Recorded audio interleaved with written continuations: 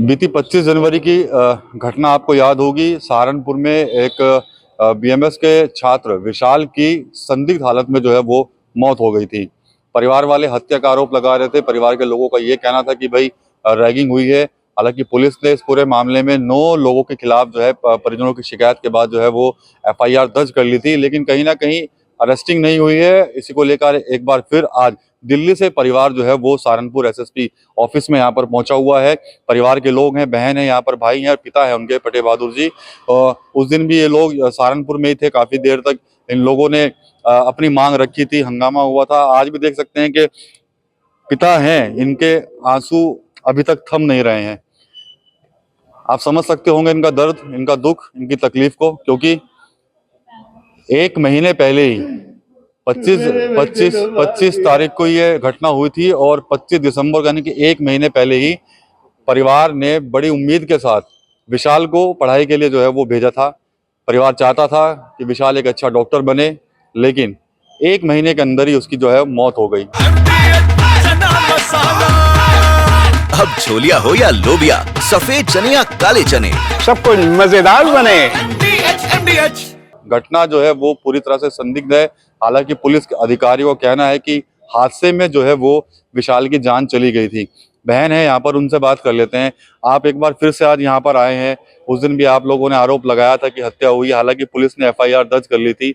क्या कुछ मांग करते हैं आप लोग? हमारे कहने पे पुलिस ने एफआईआर तो दर्ज कर ली थी, लेकिन एफआईआर दर्ज करने के बाद भी हमें काफी सारे ऐसी चीजें पता चली जिससे हमें उसे ऐड कराना चाहते थे, लेकिन पुलिस ने उस चीज पे ध्यान नहीं दिया।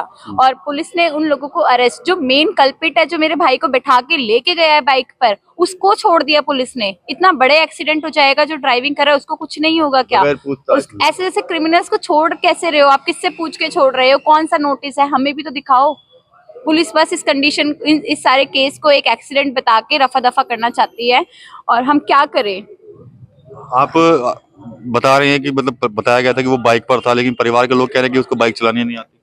उसे बाइक हमें चलानी पता नहीं है, आती। जी। हमें पता है कि मेरे भाई को बाइक चलानी नहीं आती थी, इसलिए वो 21 वर्ष का था। आज तक हमने उसका कभी लाइसेंस ही नहीं बनवाया है। जिस बच्चे को बाइक चलानी नहीं आएगी, अगर आती होती तो क्या हम उसका लाइसेंस नहीं बनवाते? और सीसीटीवी कैमरे में पुलिस ने उन क्रिमिनल्स की बात मान के ये तो बता दिया कि मेरा भाई बाइक चला रहा था, लेकिन उस चीज का प्रूफ तो दो।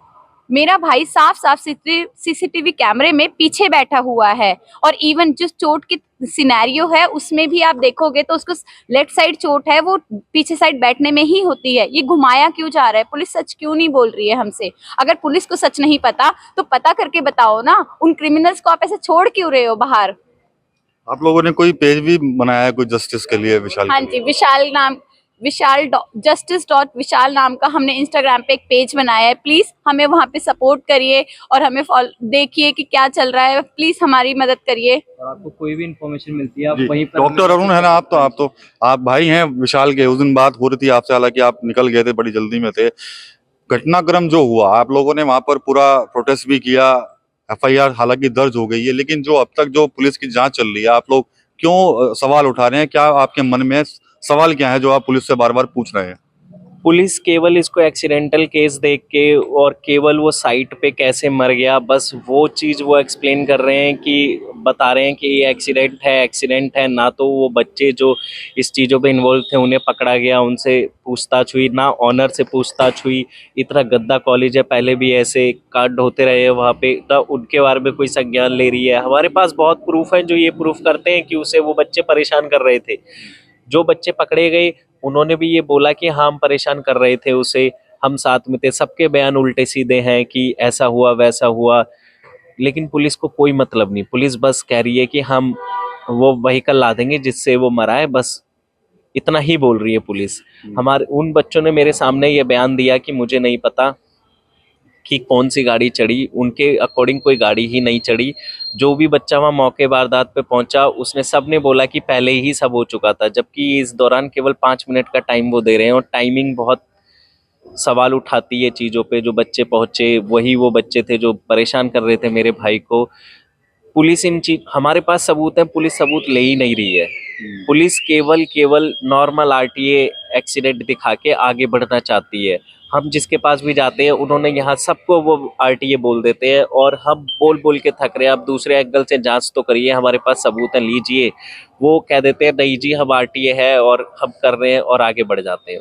आज आप मिले हैं एसएसपी साहब से, तो क्या कुछ आश्वासन दिया गया उनकी तरफ से? एसएसपी साहब ने भी यही बोला कि हमने पुलिस वाले को बोल दिया है कि जल्दी जल्दी जांच करें, और उन्होंने जब फोन किया तब भी थानेदार का फोन आया, उन्होंने कहा नहीं साहब ये तो एक्सीडेंट ही है, ऐसे ही परेशान कर रहे हैं सबको। अच्छा, चाहते क्या हैं आप लोग? हम ये चाहते हैं कि हमारे भाई का मर्डर हुआ है, जिसके सबूत है हमारे पास, उस तरफ पुलिस इन्वेस्टिगेशन स्टार्ट करे, उस तरफ इन्वेस्टिगेशन स्टार्ट करेगी तो उसे जरूर मिलेगा। सब बच्चों के बयान उल्टे सीधे हैं, उन पे थोड़ी सख्ताई बरती जाए, उन्हें छोड़ दिया गया, घर जाने दिया गया, आराम कर रहे हैं। ऐसा गंदा कॉलेज जिसका ना कुछ पता है, जिसका प्रिंसिपल का कुछ पता है, वो खुद रैगिंग को सपोर्ट कर रहा है प्रिंसिपल, जहाँ ये सब हो रहा है वो कॉलेज चल रहा है। ऐसे गंदे कॉलेज की जांच होनी चाहिए और बंद होना चाहिए। यहाँ पर पिता भी हैं फतेह बहादुर जी, उनसे बात कर लेते हैं। अंकल, आपने बहुत उम्मीद से विशाल को भेजा था और 1 महीने ही हुआ था मेरे ख्याल से उसको कॉलेज ज्वाइन किए हुए, और ये सारी घटना हो गई। क्या चाहते हैं आप लोग और क्या सवाल है मन में आप लोग? हम चाहते हैं कि आने वाले भविष्य में दूसरा ऐसे हमारे विशाल जैसे का किसी का जो मर्डर ना हो, और जितने ये स्कूल है अनऑथराइज है, जिनमें कोई सुविधा नहीं है, लाइट तक की सुविधा नहीं है, ढंग की बाउंड्री तक नहीं है, जिसमें कोई वॉचमैन भी ढंग का नहीं है, मर्जी आज जब बच्चे आएंगे मर्जी आज जब जाएंगे, तो इन्हें बच्चों को छात्रावास में रखने का कोई अधिकार नहीं है।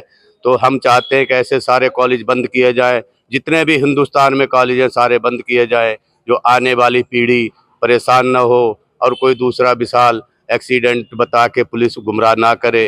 तो हम निष्पक्ष जांच चाहते हैं, हमारी चाहे सीबीआई से जांच कराई जाए या किसी भी उससे जांच कराई जाए, हमें तो जांच चाहिए। हमें दूध का दूध पानी का पानी अलग चाहिए, हमें कुछ नहीं चाहिए, हमें बस जांच चाहिए कि हमारे बेटे का मर्डर हुआ है। अच्छा, ये बताइए कि जब उसने एडमिशन लिया और 1 महीने के बीच में कोई ऐसी बात बताई कि मैं परेशान हूँ, तंग हूँ, कुछ हो रहा है मेरे साथ, कुछ बताया कुछ इस तरह का उसने आपसे? कोई बातचीत हुई है? नहीं, मुझे तो कुछ नहीं बताया। 2 बजे लगभग 2 बजे बात हुई थी, 25 तारीख को ही 2 बजे बात हुई थी। उसने 100 लोड रखी थी, तो मैंने कहा बेटा तूने चाय पी? कह रहा चाय पीने जा रहा हूँ, ठंड है। मैंने आज 100 लोड रखी है। तो इसके बाद में शाम को फोन आता है कि आपके बेटे का एक्सीडेंट हो गया। एक्सीडेंट हुआ, मैंने उससे पूछा, मैंने कहा एक्सीडेंट हो गया, कुछ ज्यादा लग गई? कह नहीं अंकल, हाथ में पैर में लगी हुई है, आप आ जाओ। जब मैं इकट्ठे होके चले, थोड़ा 1 घंटे आधे पौने घंटे के बाद ही मुझे फोन आ गया कि विशाल अब नहीं रहा, आप आ जाओ जल्दी। और ये हमारे बच्चे की लावारिस लाश जैसे मरचड़ी में रख के सारे फरार हो गए। जब उन्होंने कुछ किया नहीं तो सारे बच्चे क्यों फरार हो गए? क्यों छुपता रहा कॉलेज का ऑनर? क्यों छुपता रहा वार्डन? ये सवाल है ना, ये सवाल बहुत बड़ा सवाल है। हमारे बेटे का मर्डर हुआ है, हमारे बेटे की जांच होनी चाहिए, और ऐसे जितने स्कूल हैं सारे बंद करने चाहिए। हमारी यही इच्छा है कि मुझे न्याय चाहिए, हमें न्याय चाहिए, विशाल को न्याय चाहिए। हमारा विशाल वापस आएगा, जब ही आएगा हमारा विशाल की आत्मा की शांति जब ही होगी जब उसे न्याय होगा। और जब तक न्याय नहीं मिलेगा मैं खड़ा रहूंगा, चाहे जंतर मंतर जाना पड़े, चाहे योगी आदित्यनाथ के पास जाना पड़े, चाहे भारत सरकार के पास जाना पड़े, हम झुकेंगे नहीं, हम न्याय करके ही रहेंगे। आपकी कोई बात हुई थी 1 महीने के बीच में जब एडमिशन करवाया था तो विशाल से मेरी एक बात हुई थी। वो ये कह रहा था कि दीदी तुझे पता है मेरा जो कॉलेज का ऑनर है वो बहुत बड़े पब्लिक फिगर का रिलेटिव है। तो मैंने उसकी बात इतना ध्यान से नहीं सुनी, मैंने कहा बेटा तू पढ़ाई पे ध्यान दे। और जब वो वापस आ रहा था तो उस टाइम भी कुछ वो खुश था, वो बहुत खुश था। उसने अपने सारे गम इस खुशी के नीचे दबा दिए थे कि उसका एडमिशन हो गया है, वो भी डॉक्टर बनेगा अपने बड़े दोनों भाइयों की तरह। और सडनली हमें इस तरीके की चीज़ें पता चली। लेकिन जब सारी चीज़ें हमने उसके दोस्तों से बात करी, उसके दोस्तों से बात करने से हमें ये पता चला कि उसके ऊपर काफ़ी ज़्यादा प्रेशर था। एक हर्ष नाम का लड़का, मोहित, नरेंद्र, ये लोग उसको काफ़ी ज़्यादा मेंटल टॉर्चर कर रहे थे। इवन इतना टॉर्चर कर रहे थे जो सुपर सीनियर्स होते हैं उन्होंने विशाल को ये तक सलाह दी थी कि तू कुछ दिन कमरे के अंदर ही रह, बाहर मत निकल। अगर वो एक बार हमें बता देता तो ये सब नहीं होता।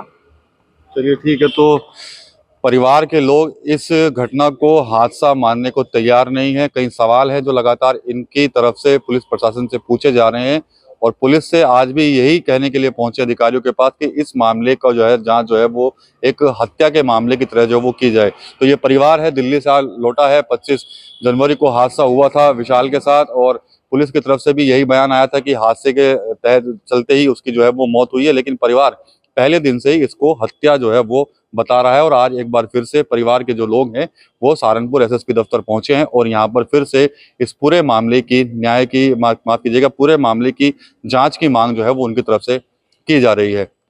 TV9 यूपी के लिए सहारनपुर से विकास कपिल। अब छोलिया हो या लोबिया, सफेद चने या काले चने, सब कुछ मजेदार बने।